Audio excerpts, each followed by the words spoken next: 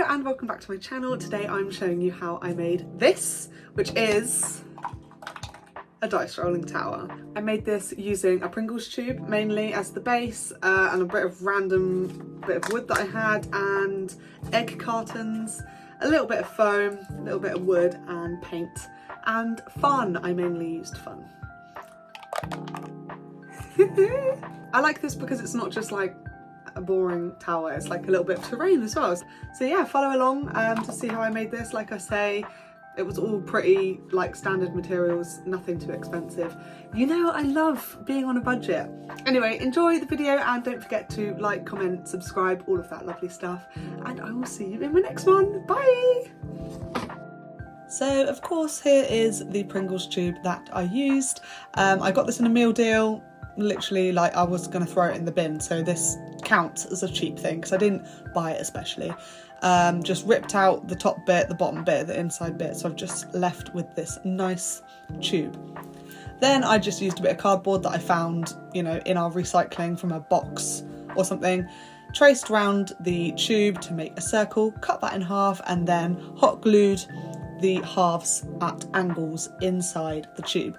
This is so when you drop the dice in, it makes the dice fall around in different directions so you get a fair roll. Next thing, I'm just cutting out where I want all of the doors and windows to be. We will be adding detail on these later. The door is of course the mouth of the tower, as it were, which is where the dice are going to fall out.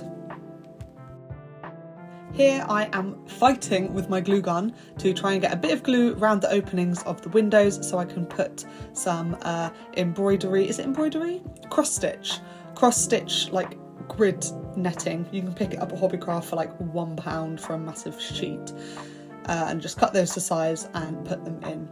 And then I put the top in, which is just a bit of cardboard again with a little cutout. Make sure it works before you commit to the rest of the project, because I've definitely done that before, where you commit to a project and then you go, oh god, the one thing that I needed this to be used for, it cannot be used for. So I made sure to test the dice before moving on to this step, which was cutting out loads and loads and loads and loads of miniature rocks. So this is out of XPS foam. I bought a massive bag of these like normal size bricks on Etsy because I don't have access to XPS foam. I don't have a hot wire cutter because I can't be asked to be spending that kind of money. So I bought on Etsy, I think it was like 20 quid for a massive bag. I bought it for an old project and I've still got loads left over for this one. I then cut them in half and then in quarters again so that I had this teeny tiny to scale for Warhammer and Dungeons and Dragons, which I think is 28mm scale. I then laboriously dipped them in PVA glue and one by one added them to the Pringles tube. Doing it one by one is a very boring task, however I do find that it gives a better look in the end rather than carving them in on top. Next I just broke up this egg carton that we just had because we bought eggs and broke it up into tiny little circular moments and then hot glued them onto this random bit of wood that I found in my craft room. I honestly could not tell you where this came from, but if you're a fellow crafter you will understand that sometimes you just have things and they come in handy, so you know, I'm not complaining. So I just glued these on and kind of in like a bit of a puzzle to make the flagstones for what will be the bottom of the tower where the dice rolls out. Obviously when the dice rolls out you don't want it to just go flying across the table, otherwise there is no point in having made a dice tower at all. This is kind of one of the reasons that I made this, you know, I don't really want my dice flinging everywhere when I'm rolling an important roll and then you've got to get down on your hands and knees going, oh my god, where's the dice? And then it ends up being a nat one anyway. Not that I'm talking from experience. Anyway, so I put up the bricks, again, the same bricks that we had before around the wall, primed it all grey and then went in on the bricks and painted a few of them a different colour just to give a bit of a variation.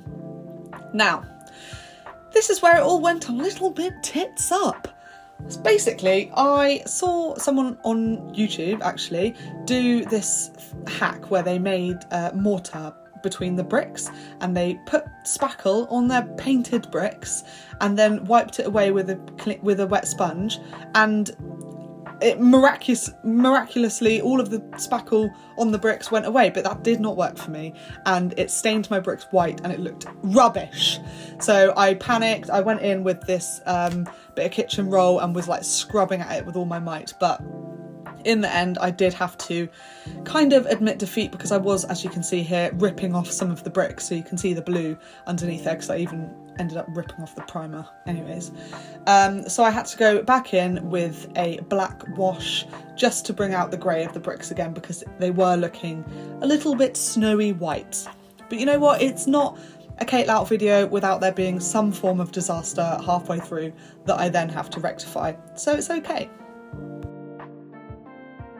I won't lie to you guys, I did put this project on the back burner because I was seriously disheartened by the whole screwing up the brick mortar thing. Honestly, whoever made that hack, I want to actually talk to you, because how did you make it look so good on yours and then mine ended up looking like that? If anyone knows how to make mortar and bricks without this happening, then please comment below, because I think it looks so cool, but that just was not worth it. Anyway, here I am just cutting up some balsa wood so I can make the top of the castle where the dice goes in. This was pretty simple, just cut it up and then painted it the colours that I wanted. I wanted a really old look, so as you can see, it looks a little bit mouldy, but that is the look I was going for, was not an accident. Just gluing it all together, adding some foliage, and then bish bash bosh, we're pretty much done.